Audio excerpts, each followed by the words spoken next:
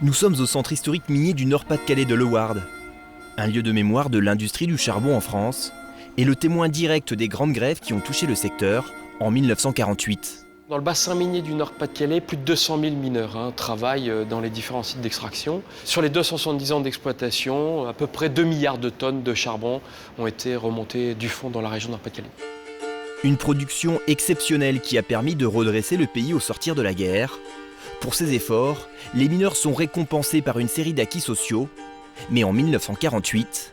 Des décrets de loi vont remettre un petit peu en cause ces acquis avec des réductions de salaire. Donc ça va un petit peu mettre le feu aux poudres et donc ça va entraîner une très grande grève qui a démarré le 4 octobre 1948.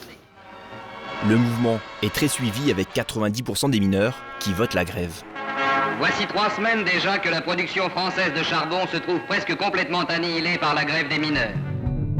Une lutte durement réprimée à l'époque. 60 000 soldats et policiers sont envoyés pour mater la grève. Conséquence, plusieurs milliers de mineurs sont blessés ou emprisonnés. Près de 3 000 sont licenciés, avec des conséquences dramatiques pour eux et leurs familles. Si des réparations avaient déjà été attribuées en 1984, 31 mineurs et leurs ayants droit attendent toujours la reconnaissance de cette injustice. C'est la raison pour laquelle le gouvernement a souhaité rajouter un amendement dans le budget 2015. Il s'agit d'un amendement qui vise d'abord à reconnaître que la répression de la grève de 1948 et de la grève de 1952 était une répression injuste. Le combat de ces mineurs nous honore et nous honorons les institutions en procédant là à cette réparation. Un amendement voté à l'unanimité au Sénat le 1er décembre dernier. C'est surtout le combat de toute une vie pour les mineurs concernés qui s'achève aujourd'hui grâce à cet amendement porté par la garde des Sceaux. C'est vrai qu'il y a une allocation forfaitaire qui est dédiée aux mineurs concernés et puis aussi une allocation spécifique à leurs descendants puisque les enfants avaient été gravement pénalisés aussi à cette époque. Concrètement, les mineurs recevront une allocation de 30 000 € et leurs enfants toucheront 5 000 €.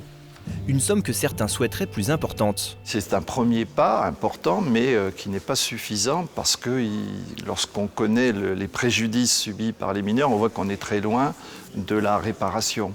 Et ce que je propose, c'est qu'il y ait une instance de suivi, de concertation avec l'organisation des mineurs CGT auprès de Mme Taubira pour avancer plus en avant sur ce dossier.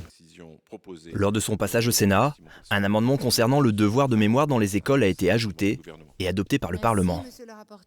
La réparation, elle est importante bien sûr pour la famille, mais la réhabilitation en quelque sorte pour l'histoire et pour notre société, c'est de passer aussi par la connaissance et par aussi les jeunes générations en particulier, au travers des manuels scolaires. 66 ans après les faits, la réparation de cette injustice clôt un chapitre douloureux dans l'histoire mouvementée de l'industrie minière.